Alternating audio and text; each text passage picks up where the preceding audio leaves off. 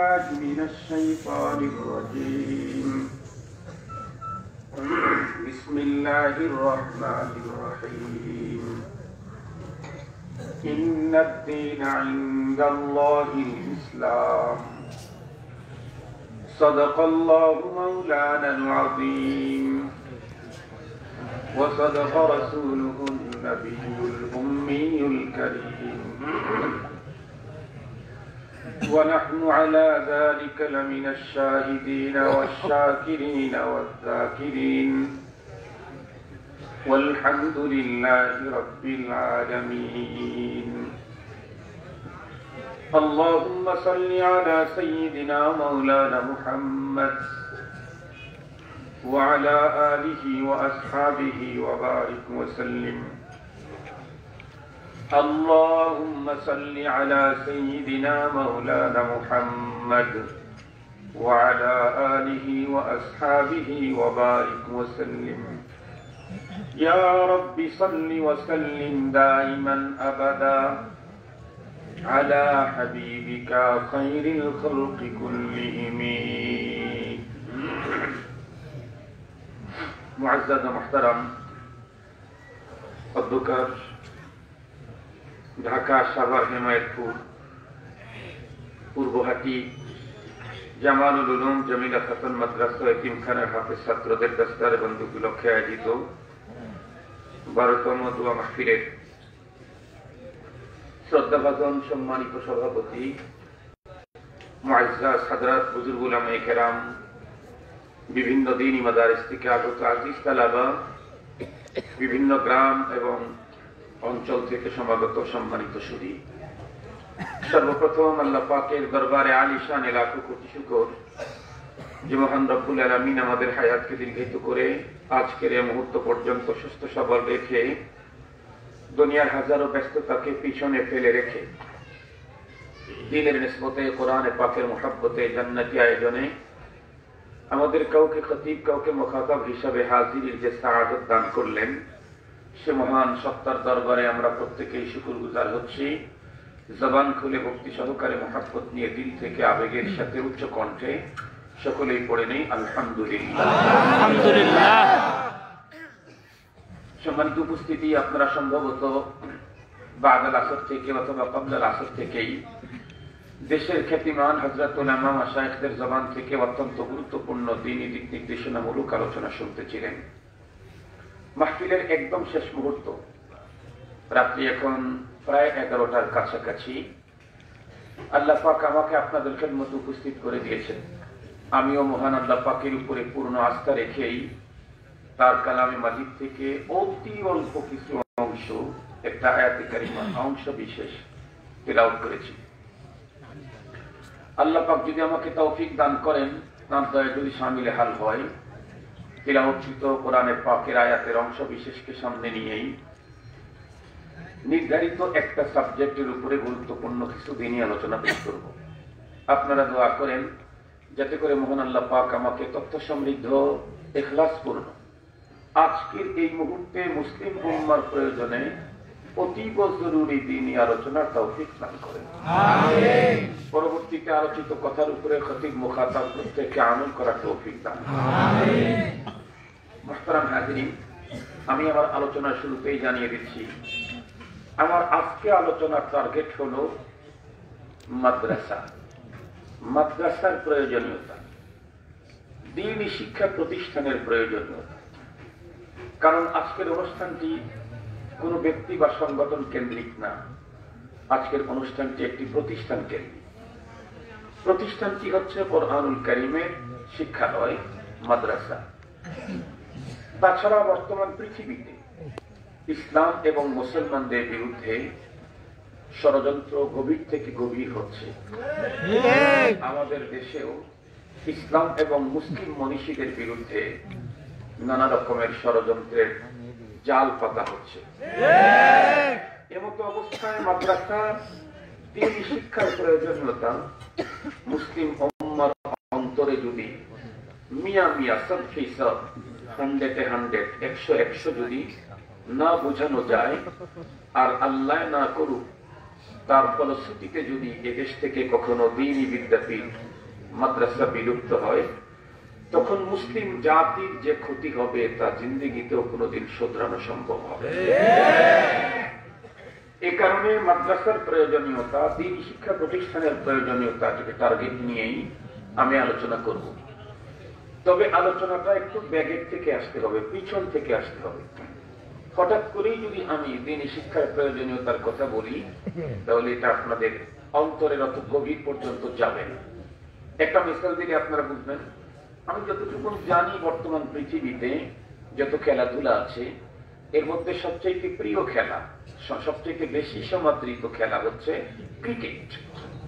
কেমনে বুঝলাম? এখন দেখি যেখানে যাই, ঘরের মধ্যেও ক্রিকেট খেলা, এমনকি খাটের উপরেও ক্রিকেট খেলা। ছোট ছোট বাচ্চারা খাটের উপরে ক্রিকেট খেলে। একটা সময় ছিল ফুটবল খেলা, এখন ক্রিকেট খেলা সবচেয়ে বেশি প্রিয় খেলা। এই ক্রিকেট খেলা বুঝি না আমি, তবে এতটুকু তো দেখেছি, একজন বল ছুঁড়ে মারে, আর একজনের হাতে থাকে একটা লাঠি প্রশস্ত, এটাকে ব্যাট বলে। সে ব্যাট দিয়ে বলটাকে আঘাত করে ব্যাগে পাঠায় দেয়।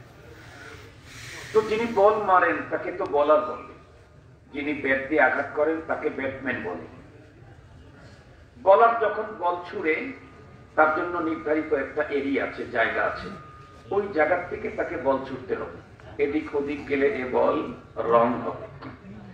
কিন্তু দেখেছি যে বলার বল ছুঁড়ে যেখান থেকে তাকে বল মারতে হয়, সেখানে দাঁড়িয়ে সে বল ছুঁড়ে না, বরং অনেক পিছন থেকে দৌড়ে এসে নির্ধারিত জায়গা এসে তারপরে বলটা ছুঁড়ে মারে। কেন?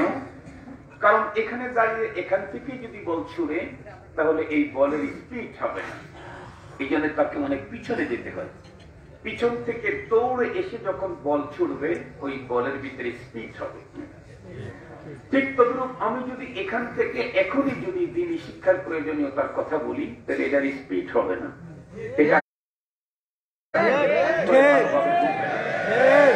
আমি একটু ব্যাগের থেকে যদি আসি, তাহলে দেখবেন আপনাদের অন্তরের গভীর পর্যন্ত এটা আঘাত করবে। এই জন্য কথাগুলি ভালো করে বুঝবেন। আমরা প্রত্যেকেই জানি, মহান রব্বুল আলামিন এই পৃথিবীতে অসংখ্য অগণিত সৃষ্টিকুলকে সৃষ্টি করেছেন। আল্লাহ পাকের সৃষ্টি কতগুলি, এর পরিসংখ্যানও পৃথিবীর কোন সায়েন্টিস্ট, কোন দার্শনিক, কোন কবি, কোন সাহিত্যিক, কোন আবিষ্কারক, পৃথিবীর কোন তথ্যবিদ, এমনকি কোন শেখুল হাদিস, শেখুল তাফসীর, আরো বড় কেউ, কোন ওলি আব্দাল কুতুব, এমনকি কোন নবী রাসূলগণের কাছেও আল্লাহ পাকের সৃষ্টির কোন পরিসংখ্যানও নেই। যদি কোন নবী রাসূলের কাছে আল্লাহ পাকের সৃষ্টির পরিসংখ্যানও থাকতো, অবশ্যই নবী রাসূলগণ বলে যেতেন। তাছাড়া কোরআনে পাকে উপর্যুপরি আল্লাহ পাকের আরো চ্যালেঞ্জ করা আছে, কি ওয়া ইন তাউদ্দু নি'মাতাল্লাহি লা তুহসুহা, তোমরা যদি আমার সৃষ্টি গুনতে চাও, জীবনেও কোনোদিন পরিসমাপ্ত করতে পারবে না। এজন্য আল্লাহ পাকের সৃষ্টি কি 1 কোটি না 10 কোটি না 100 মিলিয়ন না 100 বিলিয়ন, পৃথিবীর কোন সংখ্যাই আল্লাহ পাকের সৃষ্টির জন্য প্রকৃত অর্থে সত্য প্রমাণিত হবে না। আল্লাহ পাকের সৃষ্টি কতগুলি, একমাত্র শুধুমাত্র আল্লাহই জানেন, পৃথিবীর আর কারো কাছে তার পরিসংখ্যানও নেই। তবে আশ্চর্য কথা হলো, মহান আল্লাহ পাকের সৃষ্টি যে কোটি কোটি মিলিয়ন বিলিয়ন যে সৃষ্টি, এর মধ্যে কতগুলি এত ছোট ক্ষুদ্রাতি ক্ষুদ্র, যেগুলি আমাদের স্বাভাবিক চোখে দেখতে পাই না। আবার কতগুলি বড় বড় বড় বড় বড় বড়, এত বিশাল, যার বিশালতা আমরা তো দূরের কথা, পৃথিবীর কোন বিশ্ব সেরা কোন গবেষকের মস্তিষ্ক আন্দাজ করতে পারে না আল্লাহ পাকের ওই সৃষ্টির বিশালতা কত বড়। এই দুইটা বিষয় ক্লিয়ার করার জন্য দুইটা মিসাল দিয়ে বুঝবেন। যেমন ধরে নেন, বর্তমান পৃথিবী সকল মানুষকে আতঙ্কগ্রস্ত করেছে একটা ভাইরাস, তার নাম করোনা। করোনা না, করোনা, কোভিড-19 করোনা ভাইরাস। যেই ভাইরাসের দাপটে তাম পৃথিবীর ক্ষমতাসীন, ক্ষমতাধর, ফ্যাশন এবং মডেল সবগুলাকে ঘরের ভিতরে ঢুকাইতে বাধ্য হয়েছে, ঢুকতে বাধ্য হয়ে গেছে। খুব ভালো করে বুঝবেন কথাগুলি। কত বড় ক্ষমতাসীন, কত বড় বড় দেশ, সেখানেও লকডাউন, হোম কোয়ারেন্টাইন, ঘর থেকে বের হওয়ারই সাহস করে না। অথচ যেই জীবাণু স্বাভাবিক চোখে দেখা যায় না, তার কাছেই তামাম পৃথিবী আজকে অসহায়। তামাম পৃথিবী অসহায়। এই কোভিড-19 করোনা ভাইরাস, জিজ্ঞেস করতে চাই, এটা কার আবিষ্কার? এটা কি চায়না তৈরি করছে? পশ্চিমকালেও না। এটার আবিষ্কারক যদি চায়না হতো, পৃথিবীর যেই পরিমাণে ক্ষতি হয়েছে, মানুষের প্রাণহানি ঘটেছে করোনার কারণে, এটা যদি চায়নার আবিষ্কার হতো, তাহলে চায়নাকে তামাম পৃথিবীর মানুষ ভাগ বাটোয়ারা করে এতদিন খেয়ে ফেলত। চায়নার আবিষ্কার না, চায়নার ওই জায়গা থেকে আবিষ্কার করেছেন কে? আবিষ্কারক আল্লাহ আত্মপ্রকাশ করেছে চায়না থেকে। খুব ভালো করে বোঝার জন্য চেষ্টা করবেন। এই করোনা ভাইরাসটা এত ক্ষুদ্রাতি ক্ষুদ্র, স্মল সাইজ, যে করোনায় আক্রান্ত সেও বলতে পারবে না যে তার ভাইরাসটা কি সাদা না কালো না লাল। এমনও বলতে পারবে না এটা কি গরু এত বড় নাকি ছাগলের সমান নাকি পিপিলিকার সমান না তার থেকে আরো ছোট, এটাও বলতে পারবে না। যিনি আক্রান্ত উনি তো বলতে পারেনি না, যারা তার চিকিৎসা করে তারাও খালি চোখে এটা কতটুকু, এটার আকৃতি কি তা দেখতে পায় না। এটা দেখতে চাইলে মাইক্রোস্কোপ লাগাইতে হয়, সাধারণ চোখে ধরা পড়ে না। এতটাই স্মল, ক্ষুদ্রাতি ক্ষুদ্র, এতটাই একটা অণুপরমাণু পরিমাণ, দেখাই যায় না।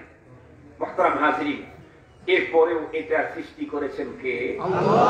এক জায়গা থেকে আর এক জায়গায় চলে জীবাণু। ওর ভিতরে জীবন আছে না নাই? আছে। খুব ভালো করে বুঝবেন। আমরা অবশ্য এই রোগ একজন থেকে আরেকজনকে এমনি ছড়ায় এটা বিশ্বাস করি না। আমরা বিশ্বাস করি আসমানের মালিক যদি বলেন তাহলে এই রোগ একজন থেকে আরেকজনকে যায়, আর মালিক যদি না বলেন তাহলে যায় না। প্রমাণিত হয়েছে আমাদের তথ্য, বিশ্ব স্বাস্থ্য সংস্থার তথ্য প্রমাণিত হয় নাই। তারা বলছে কাজ করলে, কাছে গেলে গ্লাভস, মাস্ক এগুলি না থাকলে আক্রমণ করবে। কিন্তু আমরা কি দেখলাম বিগত দিনগুলিতে?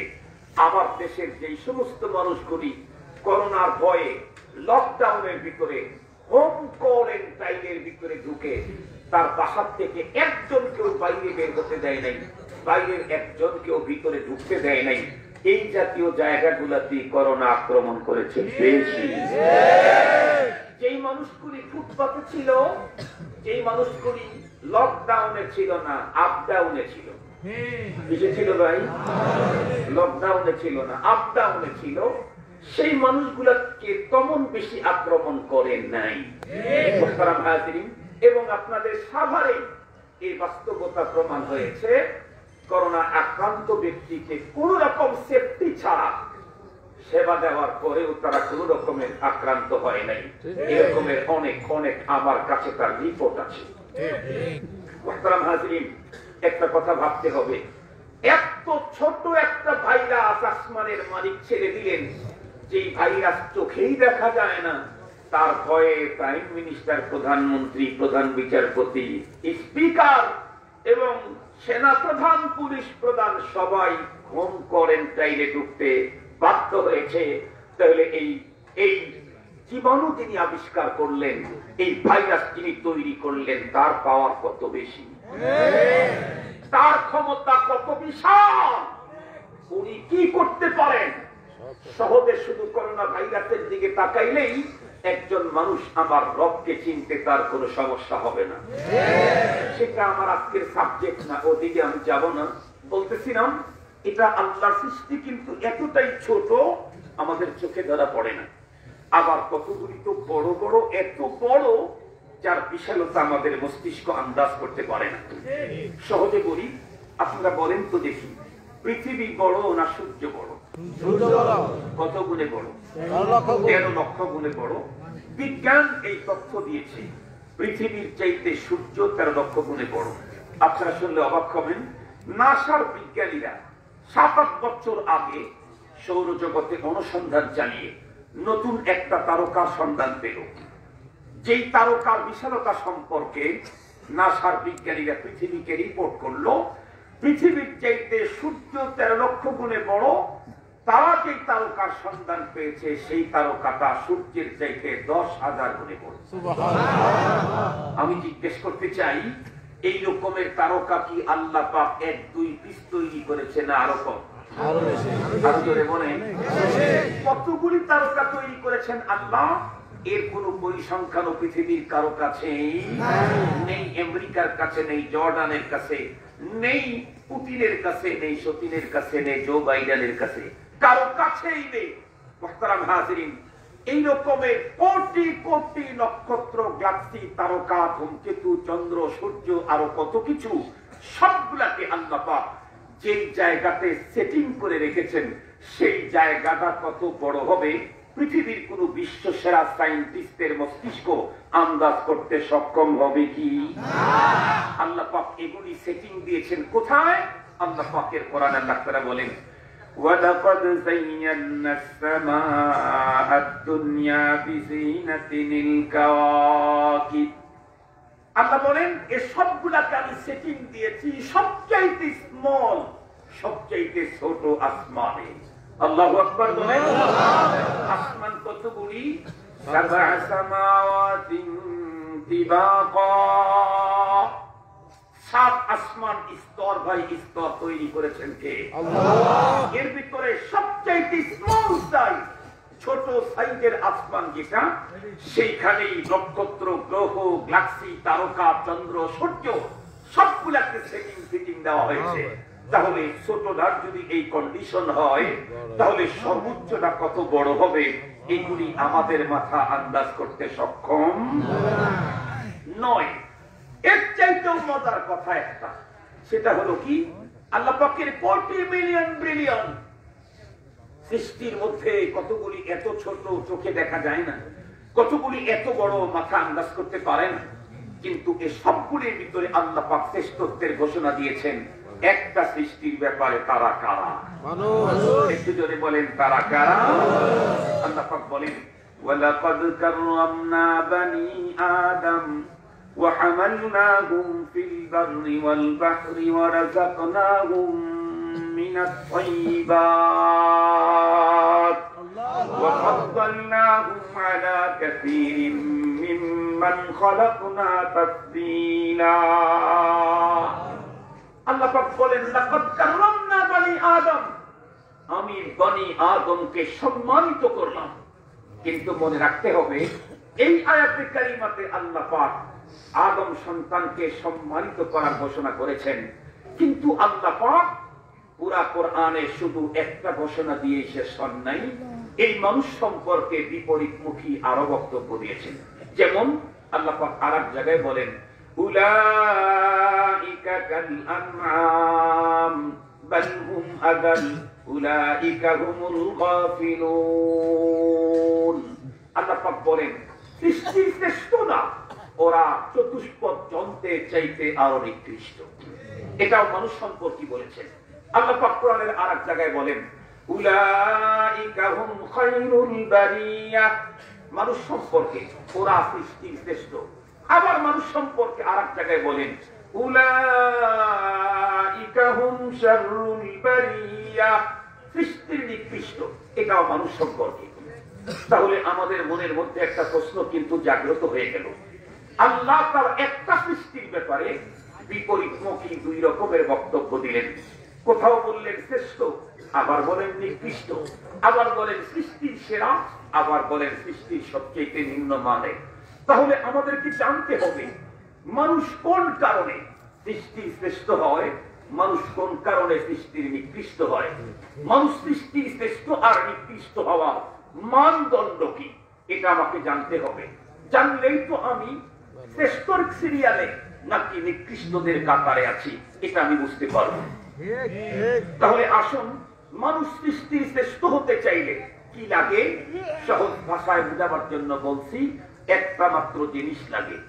এই একটা বস্তু যার ভিতরে পাওয়া যাবে, সেই মানুষটাই সৃষ্টির শ্রেষ্ঠ। যার ভিতরে ওই জিনিসটা নেই, সেই লোকটাই সৃষ্টির নিকৃষ্ট।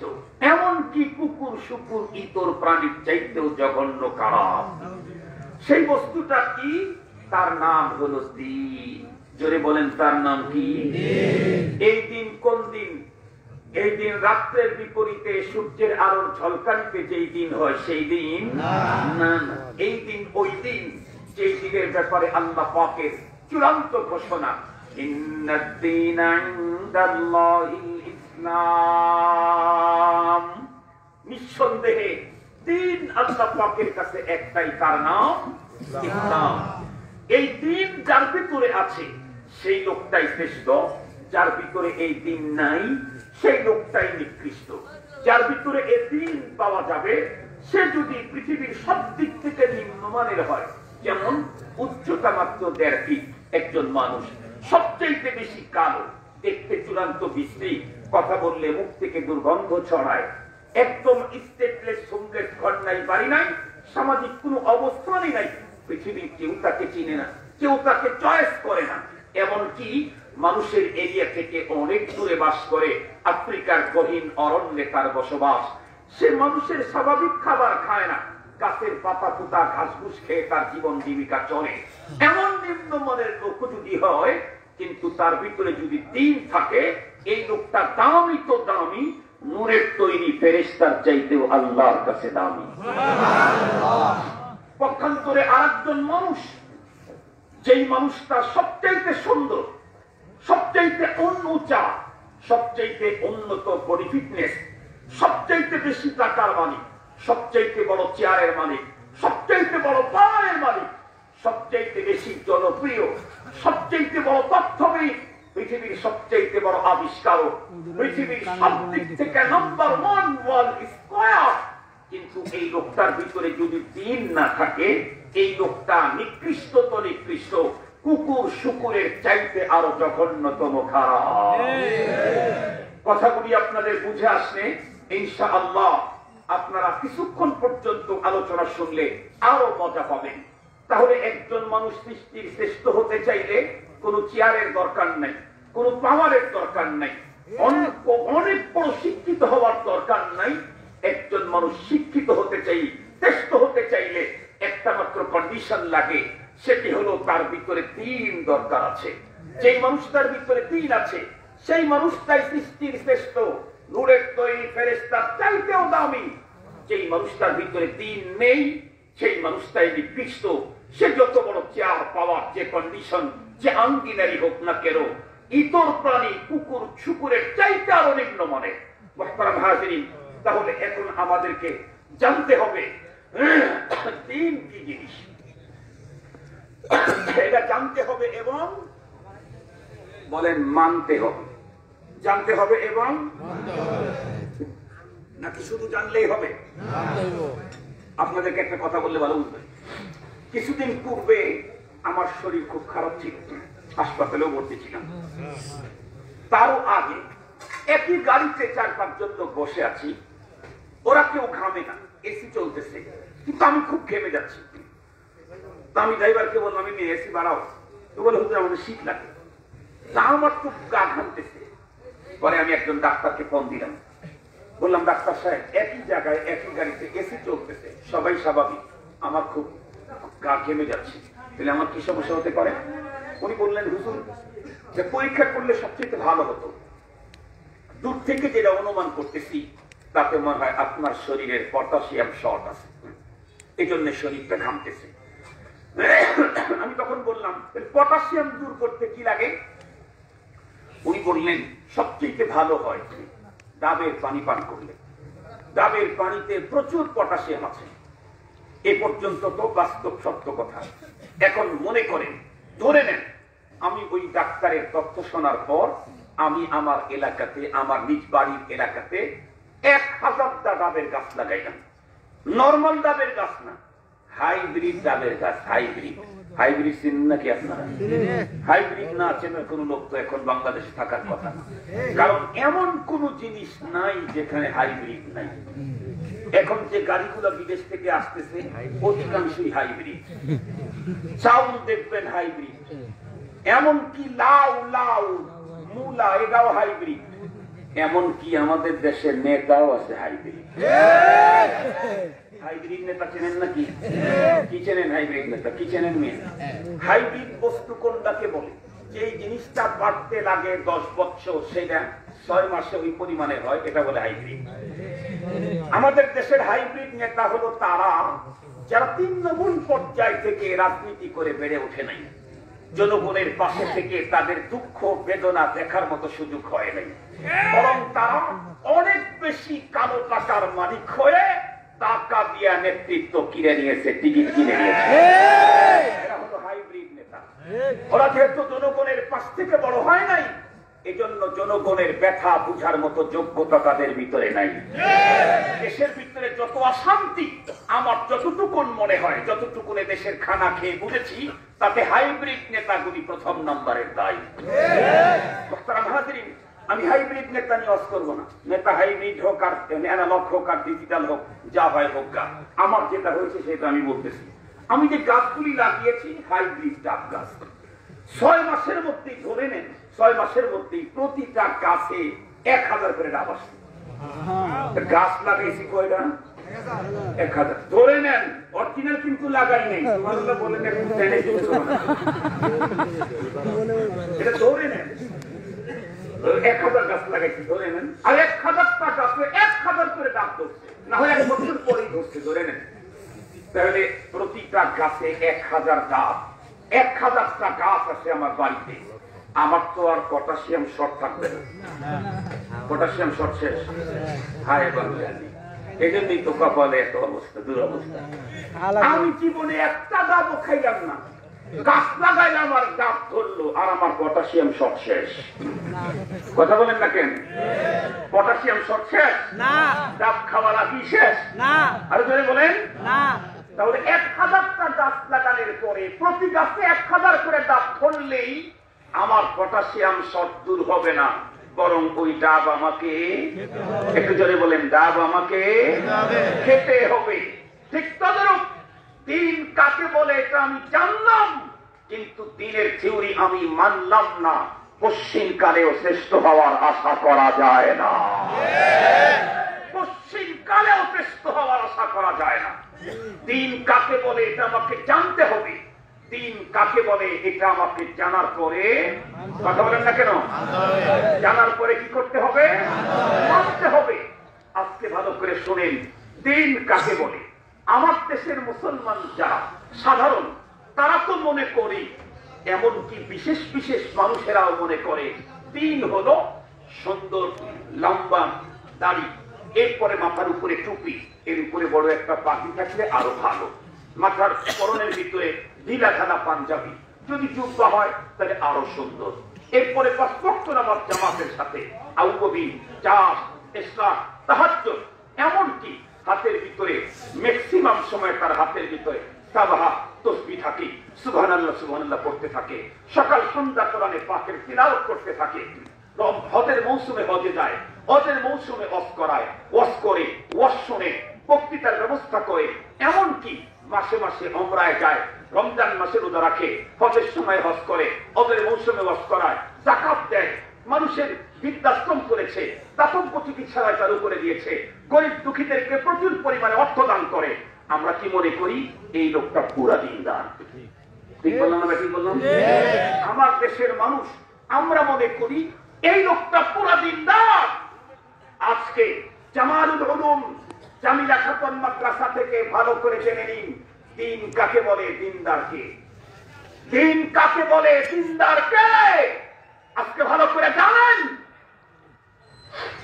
কথাটা সুন্দর করে বুঝাবার জন্য সব শ্রেণীর মানুষ যাতে বুঝে একটা মিসাল দিয়ে বললে ভালো হবে। এই হাতটা কমপ্লিট হওয়ার জন্য কয়টা আঙ্গুল লাগবে? যদি এদিকে একটা বাকি হয় তাহলে কি কমপ্লিট? তাহলেও ডিফেক্টেড, তাহলেও প্রবলেম। আবার যদি 3টা আঙ্গুল না থাকে তাহলে তো এটা কেউ হাত বলতেই রাজি হবে না, বলবে হুজুর এটা হাত না, ওইটা পেলাস। প্লাস আছে না আমাদের দেশে পেলাস, ওইটা দুইটা এরো দুইটা প্লাসের মতো দেখা যায়। তাহলে এই হাতটা কমপ্লিট হওয়ার জন্য কয়েকটা আঙ্গুল লাগবে? আবার বলেন, আবার বলেন। একজন মানুষ কমপ্লিট দিনদার হওয়ার জন্য তার ভিতরে 5টা সাবজেক্ট থাকতে হবে। এই হাতটা কমপ্লিট হতে যেমন 5টা আঙ্গুল লাগে, দিন পরিপূর্ণ হতে চাইলে তার ভিতরে 5টা সাবজেক্ট লাগে। 1 নাম্বার আকায়েদ, 2 নাম্বার ইবাদত, 3 নাম্বার মুআমালাত, 4 নাম্বার মুআশারাত, 5 নাম্বার আখলাক। এই 5টা সাবজেক্টের সমন্বয় হলো দিন। যদি কারো ভিতরে 2টা আছে 3টা নেই, তাকে পরিপূর্ণ কেন অর্ধেক দিনদার বলার সুযোগ নাই। যদি কারো ভিতরে 1টা আছে 4টা নাই, তাকেও পুরোপুরি দিনদার বলার সুযোগ নাই। যদি কারো ভিতরে 4টা আছে 1টা নাই, তাকেও দিনদার বলার সুযোগ নাই। তবে এর ভিতরে আবার মনে রাখতে হবে, প্রথম যেটা বলেছি এটা হলো রাসের ইস, দিনের সবচেয়ে বড় বিষয় সাবজেক্ট হলো আকায়েদ। এই একটা যদি না থাকে আর 4টা যদি থাকে, ওই 4টার কোনো দাম নাই। এটা কেমন? আমি মানুষ, আমার বডিটা কমপ্লিট সুস্থ হওয়ার জন্য আমার হাতও থাকতে হবে, পাও থাকতে হবে, আমার পেট পিঠও থাকতে হবে, ভিতরের হাড়ও থাকতে হবে, মাথাও থাকতে হবে। এই সবগুলো মিলেই আমি একজন মানুষ। খুব ভালো করে মনে রাখবেন, হাত যদি না থাকে বাঁচার সম্ভাবনা আছে, পা যদি না থাকে বাঁচার সম্ভাবনা আছে, পিঠের যদি এক সাইড পাকা হয় বাঁচার সম্ভাবনা আছে, মাথা যদি অর্ধেক না থাকে, অর্ধেক মাথা বাঁচার সম্ভাবনা আছে। কিন্তু হাত যদি নষ্ট হয়, কথা বলেন না কেন? হাত যদি নষ্ট হয়, আরো জোরে বলেন, হাত ভালো আছে, পা ভালো আছে, মাথা একদম নিট এন্ড ক্লিন, কমপ্লিট, স্বচ্ছ, ফ্রেশ, ভালো, কোন রকমের ডিফেক্টেড নাই, কিন্তু হাত যদি প্রবলেম থাকে, হাত ও বন্ধ করে দিয়েছে, ও দপদপি বন্ধ করে দিয়েছে, তাহলে হাত অচল, পা অচল, মাথা অচল, বডি অচল, সব অচল। যে মানুষটার ভিতরে ইবাদত আছে, মুআমালাত আছে, মুআশারাত আছে, আখলাক আছে, আকায়েদ যদি না থাকে, ওর মুআমালা অচল, ওর ইবাদত অচল, ওর মুআশারা অচল, ওর আখলাক অচল। খুব ভালো করে মনে রাখবেন, 5টা জিনিসের সমন্বয়ে কমপ্লিট দিন। যেমন হাত, পা, পিঠ, মাথা, হাত সবগুলো মিলেই একজন কমপ্লিট মানুষ। হাতেরও দরকার আছে, হাতবিহীন মানুষটাকে কমপ্লিট বলা যায় না। পায়েরও দরকার আছে, পাবিহীন মানুষটাকে কমপ্লিট বলা যায় না। মাথারও দরকার আছে, মাথা অর্ধেক থাকলে কমপ্লিট মানুষ বলা যায় না। তবে হাত নিশ্চিত দরকার, এটা ছাড়া কোনোটাই চলতে পারে না। মনে রাখবেন, আকায়েদ, ইবাদত, মুআমালাত, মুআশারাত, আখলাক, এই 5টার সমন্বয় হলো দিন। এই 5টার মধ্যে আছে সেই লক্ষণ পূর্ণ দিনদার, যার ভিতরে এই একটা প্রথমটাই নাই, তার আর 4টার কোনো দাম নাই। এজন্য তো আমরা এদেশের মানুষকে ওলামায়ে কেরাম অন্তরের ভিতরের ব্যথা নিয়ে বর্তমান চলমান বাংলাদেশের ইস্যুতে ওলামায়ে কেরাম বুক ফাটায়া, কণ্ঠ চিরায়া এদেশের মুসলমানকে বুঝাইতে চেয়েছে, মুসলমান যাই করো, আমল যদি কমতিও হয়, ঈমান নষ্ট করো না, আকীদা নষ্ট করো না। আকীদা হলো তোমার দেহের হাতের মতো, তোমার যত আমলই থাক, আকীদা নষ্ট হইলে ওই আমলের কোনো দাম থাকে না। আমরা যখন এই বক্তব্য দেই, আমাদের দেশের কিছু ভাইরা না বুঝে আমাদের বক্তব্যকে কাউন্টার করে তারা আরো আমাদের ব্যাপারে আরো উল্টা বক্তব্য দেয়। আমরা কি নামাজ পড়ি না, আমরা কি রোজা রাখি না, আমরা কি মাদ্রাসা করি না, আমরা কি যাকাত দেই না, আমরা কি তাহাজ্জুদ পড়ি না, আমরা কি কোরআন পড়ি না, আমরা কি তিনখানা করি না। আরে ভাই, আমরা বললাম কি, আপনারা বুঝলেন কি? আমরা তো আপনাদের নামাজের কথা অস্বীকার করি নাই, আপনাদের রোজার কথা তো অস্বীকার করি নাই, আমরা তো আপনাদের যাকাত দিচ্ছেন অস্বীকার করি নাই। আপনারা আমার মাদ্রাসার সভাপতি, সেক্রেটারি দায়িত্ব পালন করতেছেন, লাখ লাখ টাকা ডোনেট করছেন, এটা তো অস্বীকার করি নাই। এগুলি তো আমল, এগুলা তো হলো পরের 4টার একটা। এই সবগুলা কাজে লাগবে তখন, আকীদা ঈমান ঠিক থাকবে যখন। ঈমান যদি ঠিক না থাকে, হাত যদি নষ্ট হয়, পচে যায়, হাত আর কাজ করতে পারে না, পা আর কাজ করতে পারে না। ইমান যদি নষ্ট হয়, কাবা শরীফ বানায়া দিলেও জান্নাত পাওয়া যায় না। ইমান যদি নষ্ট হয়, ইমান নষ্ট হইলে কাবা শরীফ নির্মাণ করে দিলেও ফায়দা নেই, প্রতিদিন হজ করলেও ফায়দা নেই। শর্ত হলো ইমান যদি ঠিক থাকে, তারপরে ইবাদত করলে ফায়দা। আলহামদুলিল্লাহ বলেন। মুআমালাত ঠিক রাখলে ফায়দা, আলহামদুলিল্লাহ। মুআশারাত ঠিক রাখলে ফায়দা, আখলাক সুন্দর হলে ফায়দা। শর্ত হলো কোনটা থাকতে হবে? আকীদা। এটা এক নাম্বার। খুব ভালো করে বুঝবেন। তুমি কিছুক্ষণ আগে বলছি না যে সুন্দর দাড়ি, সুন্দর টুপি, সুন্দর জামা, 5 ওয়াক্ত নামাজ, তাহাজ্জুদ, আওয়াবিন, চাষ, ইসরাক, রমজান মাসের রোজা, ওয়াজ, হজ, বক্তৃতা, জিকির, আজকার, সবগুলা মিলা হলো যেই 5টার সমন্বয় দিন, তার একটা, তার নাম হলো ইবাদত। তার নাম কি বলেন? নামাজ ইবাদত, আওয়াবিন ইবাদত, চাষ ইবাদত, ইসরাক ইবাদত, তাহাজ্জুদ ইবাদত, জিকির ইবাদত, কোরআন তেলাওয়াত ইবাদত, রোজা ইবাদত, হজ ইবাদত, ওয়াজ ইবাদত, বৃদ্ধাশ্রম বানানো ইবাদত, মিটিমখানা তৈরি করা ইবাদত। এই সবগুলি মিলে হলো মাত্র কয়টা? কথা বলেন। ইমানদার হওয়ার জন্য, দিনদার হওয়ার জন্য কয় সাবজেক্ট লাগে? আরো একটু জোরে বলেন।